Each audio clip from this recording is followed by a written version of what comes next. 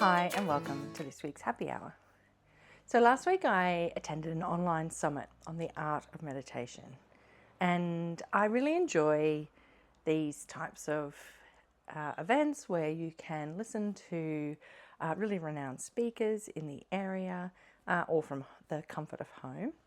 And so this week I want to share with you one of the kind of a summary of one of the talks that I went to or watched last week, and this was on the neuroscience behind meditation.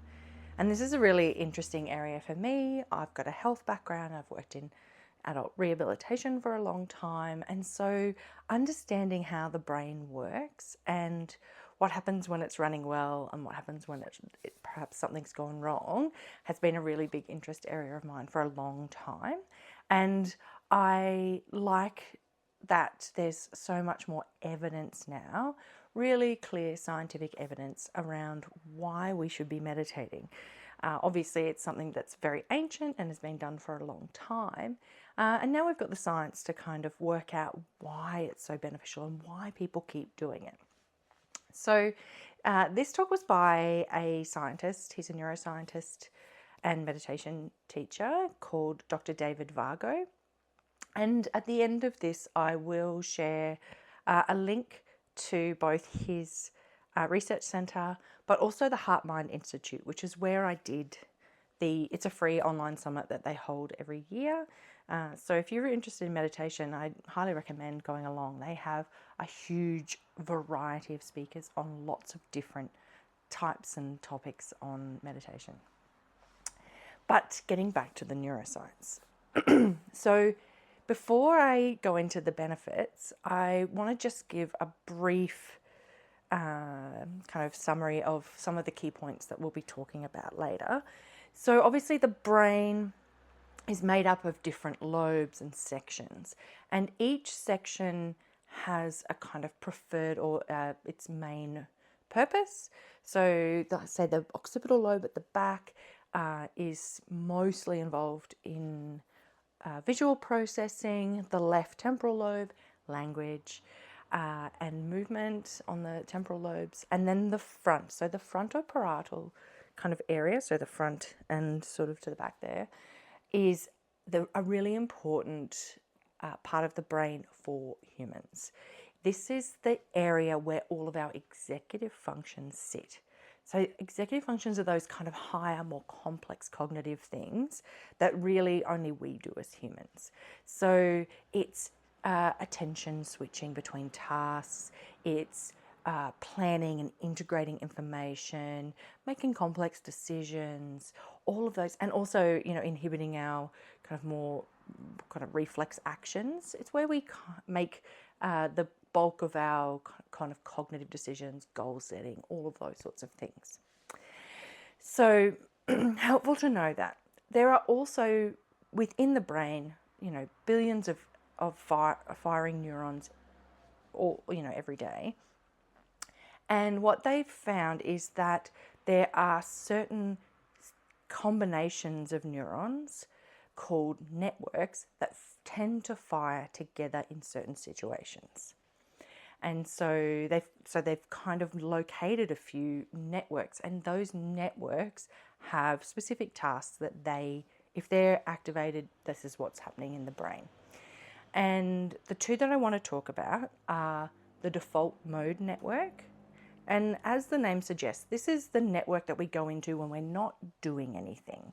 So if we are waiting or sitting or not doing an active task, our brain will tend to switch into this default network. And it's a very internalized and very self-focused network. It's where we tend to mind wander, daydream, ruminate, and think about the past and the future. So it's spending a lot of time in this network is associated with less positive overall emotions, because that's where we tend to negative self-talk. Okay, so that's the one. The other one that I want to talk about is the frontoparietal network. And this network is that, obviously, because it's in that front section, this is our attention switching, goal-directed, planning, kind of active, cognitive network. So that's one we want to spend a bit of time in, particularly when we're doing complex tasks. So back to the benefits that they've found with some recent neuroscience research. So with advances in scanning, we can now scan people's brains while they're doing tasks and see which parts of the brain are activating on any given task. And that's been really helpful to, identify some of the things that are going on when people are meditating, but also what changes in the brain happen as a result of repeated and a committed practice of meditation. So the first major benefit is a reduction in that kind of narrative self. So this is that default mode network where we're internalizing, we're self-talk, ruminating, that kind of really internal and often negative internal and focus on self. So what they've found is that meditators, while they're meditating, move out of the default mode network. And they tend to then, if they have a regular practice, spend less time in that kind of default mode network when they're not meditating. So it's not just while you're meditating, but it tends to move you out of that kind of default internal self-narrative, even when you're not meditating, if you practice regularly. So that's the first one. The second one is improved attentional ability to flexibly move your attention and stabilize your attention. And this is where that frontoparietal network comes in. So it helps you to move in a really fluid and effective way between that narrative self and your awareness of your senses. And so you're just more effective at moving your attention to the most appropriate place rather than just sitting and ignoring the outside and being internal. So that's the second one. The third one is actually a reduction in age-related atrophy or decline in that frontoparietal network. So people who meditate regularly show less decline or less, die off of neurons in that, area of the brain that is involved in higher level skills, moving your attention, working memory, being able to focus, which is a really important for us if we want to keep our cognitive skills into our older years.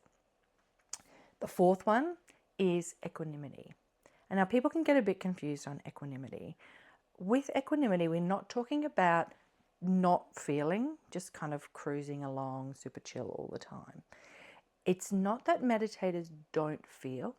In fact, they feel often more intensely emotions and sensations.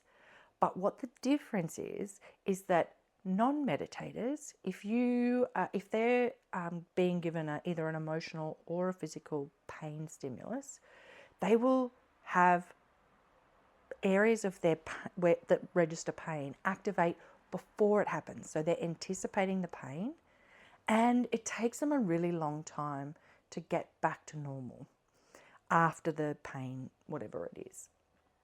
What's different with meditators is they don't have that anticipation. So they don't have that preparation for the pain. When the pain, whether it's physical or emotional, hits, they actually tend to have a more activation of the pain centers of the brain. So they're feeling it more, but it very quickly then drops back. Once the pain stimulus is gone, they drop back to their normal level of function. So that's what we mean by equanimity. It's that ability to feel. So you still feel that what's going on, and it's a very active and very engaged in the world. But once that is over, you can return to your normal calm state. And wouldn't we all like to be able to do that when things get tough? And so the final benefit is an increased likelihood or number of experiences of self-transcendence. So I talked about a little bit about this last week when we were talking about the types of meditation. And transcendence is when we move out of our kind of full awareness of us being ourselves, and we become really deeply connected with everything else. So a transcendent experience could be described as when we blur the boundaries or dissolve the boundaries between ourselves and everything else. So it's really a deep sense of connection, really powerfully feeling a part of, the world or nature or the divine, however you like to describe it. And it's on a spectrum. So if, say, you've had an experience where you've sitting in a beautiful place and you're watching the sunrise or the sunset, and you experience a really deep connection to the natural world, and you experience a sense of awe, that's a type of self-transcendence. And it can move from those kind of very brief and very mild kind of experiences right through to feeling completely at one with the universe.